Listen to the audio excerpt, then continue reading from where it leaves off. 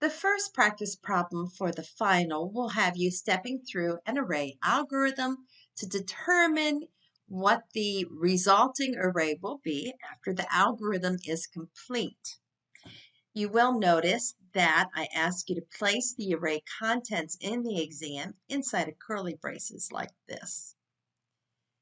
We have a method called array mystery that's going to take an integer array named A, and we'll have a loop that's modifying the contents of A.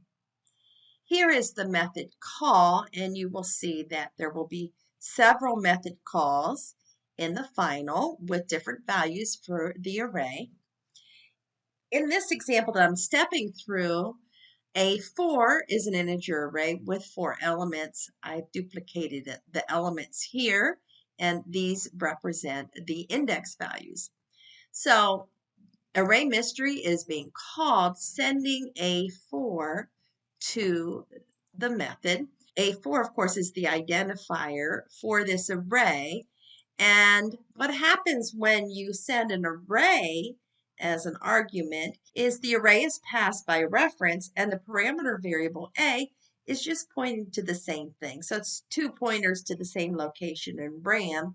It does not make a copy of that array. That only happens with primitive variables.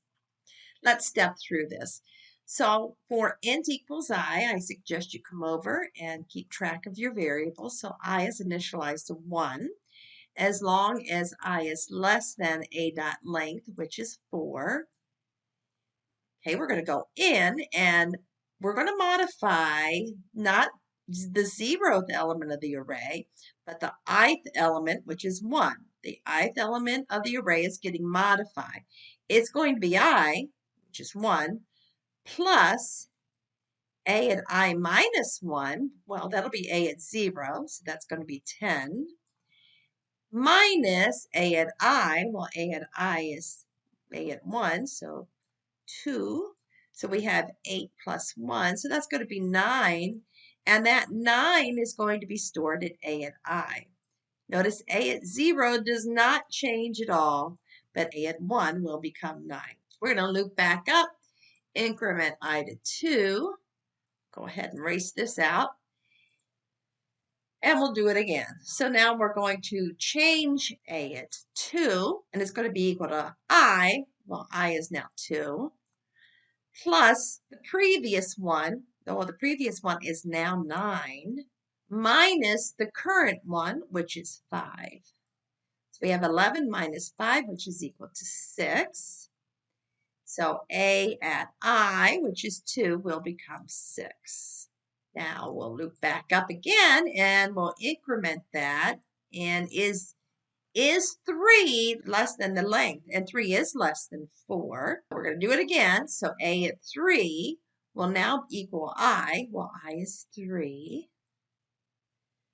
Plus the previous one, which is now 6, minus the current one, which is 10. And that's going to give us a negative 1. So this will become negative 1.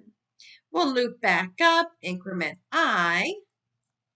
And since 4 is not less than 4, we're done with the loop. And that finishes up our method. So you will be writing out the following for the solution on the final. 10, 9, 6, negative 1.